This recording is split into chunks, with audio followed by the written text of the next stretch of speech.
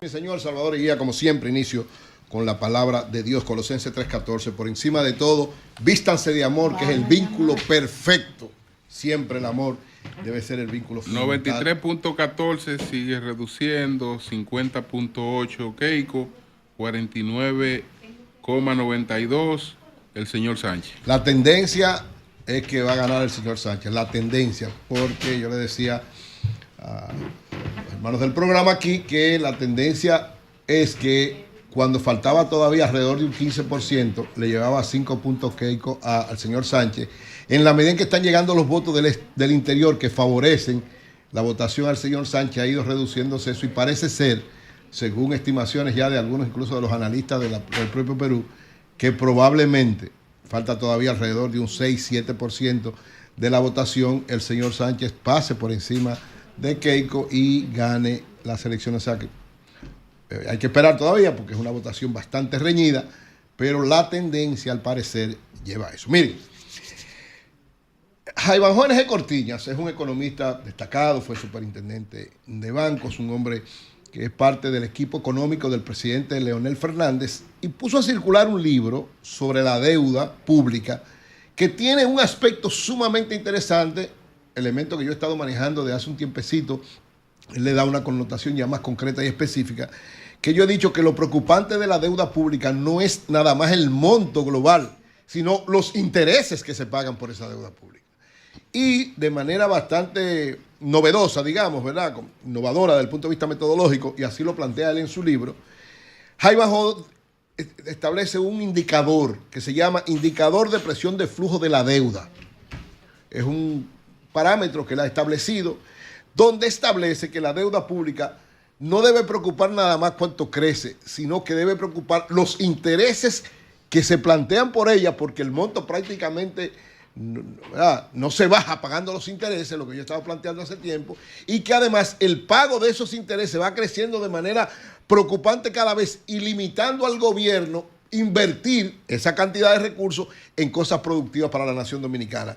Y él dice muy claro, esa es la expresión que tiene en su libro, la deuda pública no comienza a ser peligrosa cuando crece mucho, comienza a ser peligrosa cuando el servicio de la deuda empieza a gobernar a quienes gobiernan.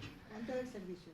Ahora mismo, alrededor de 270,000 millones de pesos se están pagando solo de intereses. Sí. Y él plantea, en su evaluación, él hace una evaluación y dice que probablemente los intereses desde 2026 al 2028, o sea, los años que faltan hasta las elecciones, por intereses de la deuda, aumente casi cerca a casi 300,000 millones de pesos por año. Eury, una preguntita. Yo he estado observando todos esos discursos de deuda en los últimos días.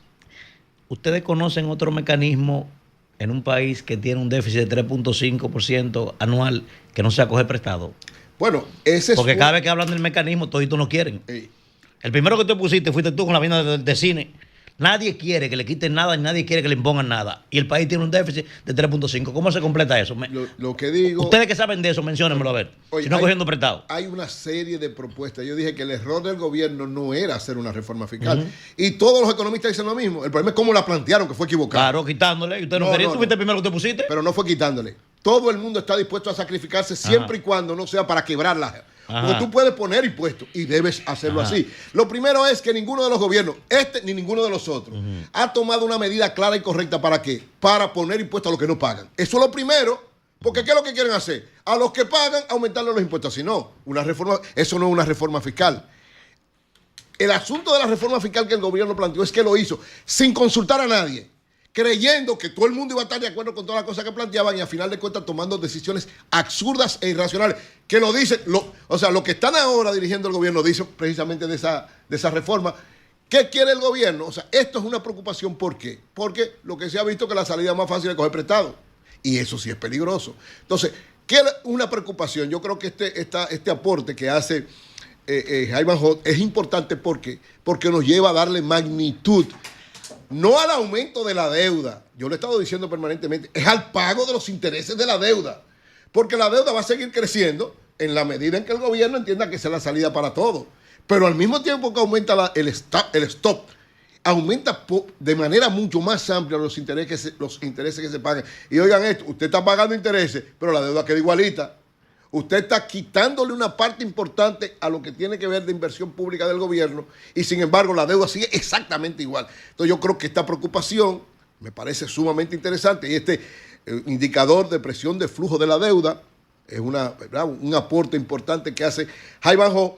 Se cae dentro del momento, ¿verdad?, de una discusión importante, pensando en lo que falta de este gobierno y en el gobierno que viene. Yo creo que es una alerta. Él es parte del equipo del presidente Leonel Fernández. Si el presidente Leonel Fernández ganara las elecciones, de seguro que él va a ser parte de su equipo económico y tendrá una serie de responsabilidades. Entonces, yo veo esto como una reflexión. Y de seguro que van a tener que proponer una reforma llegando para poder acabar con el déficit. No, lo correcto es hacer que fue el error, desde mi punto de vista, que cometió el presidente Luis Abinader. Bueno, el único presidente que ha hecho reforma después de tener 2 o 3 años en el poder fue Danilo Medina. Ahora la supo hacer y todo el mundo estuvo de acuerdo en ese momento. Claro, de proponer 3.8 que se necesitaba en ese momento terminó en 1.1, en 1.5. Bueno, pero hizo una reforma. Lo que te digo es, ¿qué es lo importante de esto? Que tú sepas que no es nada más a través de aumentar la deuda. Y sobre todo, yo he dicho, ¿qué es lo peligroso de esto? Y que ojalá tomemos reflexión para eso en las próximas elecciones. Cuando un presidente, cuando un partido que está gobernando tiene el Poder Ejecutivo y el Congreso, es un peligro para la democracia. Y lo digo con fortaleza. ¿Por qué? Porque como este es un país presidencialista, a final de cuentas, entonces el Poder Legislativo... Yo no te escuchaba con eso cuando el PLD tenía todo. Siempre lo dije. Ajá. No, siempre. Sí. No, lo que pasa, yo siempre... Ahora, el PLD sí supo gobernar en ese aspecto. Ajá. Es verdad que en algunos momentos metió la pata, pero en sentido general mantuvo el crecimiento 5% de manera permanente. Mantuvo el control de la deuda. ¿Tú sabes lo que ha pasado con este gobierno? Que en 6 años ha aumentado la deuda más que toda la historia de la República Dominicana. Eury, no me hable de aumento de deuda. Oye, a ti no te luce eso. Si usted tiene un déficit de 3.5 hay que buscar apretado. Hermano, eso es populismo lo que está haciendo ahí. Déjese de eso. Excusa. Ok, dime la técnica. ¿Cómo lo hacemos? No, perdón. Que no sea con una reforma integral o cogiendo prestado. La deuda no es mala. ¿Tú sabes cuál ha sido el problema de este? Dime cómo es. No, el problema de este es que ha cogido la deuda para guardar el dinero. Dime cómo. Hermano, el problema de este gobierno, ¿tú sabes cuál es? Que ha cogido deuda para guardarla, para pagar intereses por esa deuda sin invertirla. Escúchame, yo te compro eso. Ahora, la pregunta es, ¿cómo tú puedes subsanar un déficit de 3.5 sin una reforma o sin coger prestado? Dímelo. Bueno, pero este gobierno ha sido incapaz de hacer una reforma, ha sido incapaz de invertir lo que coge prestado. Tú puedes decir, Luis presentó un disparate, ahora lo presentó. Se opusieron. El primero que te pusiste fuiste tú. Bueno, pero entonces, ¿qué debía hacer? ¿Qué fue lo que yo planteé? Y dije aquí cuando se opusieron, prepárense para los préstamos. Porque no hay otra forma. Yo te dije a ti muy bien. Lo que pasa es que tú no querías que le metan mano al cine, ni le metan mano a las exenciones fiscales, coño. Que nos la carguen a nosotros la vaina. No, yo Eso dije. Es lo que tú querías. No, en ese momento yo dije. A todo hay que meterle mano por una reforma. A mí no me pueden pedir un peso a mí sin quitarle a los ricos lo que tienen los ricos, la exención y la vaina. Eso no lo acepto yo. Oye, yo dije en ese momento. Tú no quieres. En ese momento yo dije lo que digo ahora.